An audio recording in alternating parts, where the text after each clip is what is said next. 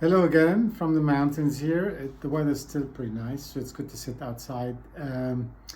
Today we're having a bottle of Moulin from Beaujolais by Thibault, Liger, Belair. It's a Vielles Moulin 2015. Liger Belair the family is very well known in Burgundy, going back over 100 years. There's a couple of branches. Thibault Liger Belair tried to take more control of some of the vines and the grapes that they were used to be buying 20 years ago in Burgundy, and then he expanded in the Moulin region in Beaujolais. We had talked about that before. Some families in Burgundy expanding in Beaujolais because it's obviously the quality is just been really good, and the vineyards there are a lot more reasonable to purchase, and you can make some pretty good wines. So Moulin à Vent is something we discussed before. It's a very distinctive appellation in Beaujolais. It's not quite, the sort of the depth of Morgon, but it's certainly way up there with Morgon as being some of the richest, two of the richest and deepest, wines made in Beaujolais. It's Gamay, of course, 100%. These are old vines, so they have this. To me, that these old vines have almost more. They're more abordable early on, like we saw that with the Morgon Vieille Vigne by La Centenaire of Pizé. They're sort of easier to drink early, and they age well. So it's kind of a good mix because the vines are not too intense. They're a little old, a little tired, more.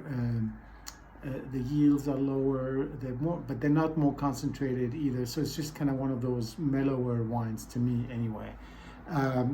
This is the end of the bottle. We started drinking it yesterday.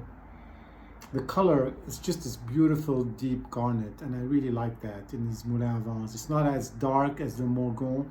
It's a little bit more on the red, but it's just beautiful. These are not fined or filtered, I don't think. They're just kind of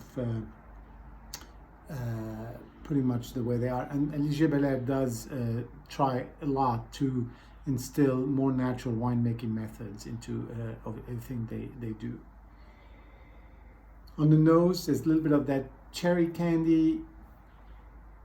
I get some licorice. It's not a lot of oak. I think the oak, it does grab you a little bit when you first open it. It's got more oak, a little bit sort of heavier, but it does evaporate over a couple of hours. It's got that floral sort of rose petal, that to me is very, very appealing in some Beaujolais wines.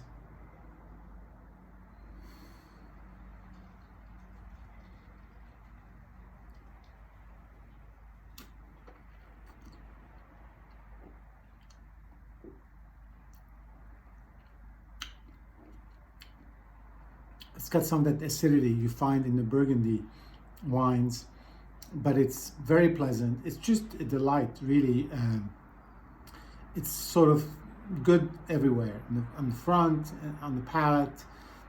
The finish is not very long, but that's really not what this is for. It's just a very enjoyable, very rich, got a good amount of fruit. This will probably age, I don't know what it's going to be like another 5-10 years. It will develop other aromas and other flavors, but it's just very enjoyable as it is. And with lunch yesterday, we had some Asian food. Actually, it was quite good. Maybe there's a little bit of that spiciness you find in the Moulin à Vent that has a very unique sort of a volcanic soil, as we discussed in the past. Anyway, very enjoyable. Sorry we're not having more Lebanese wines, but we're just taking it as it comes here. Cheers, and see you soon.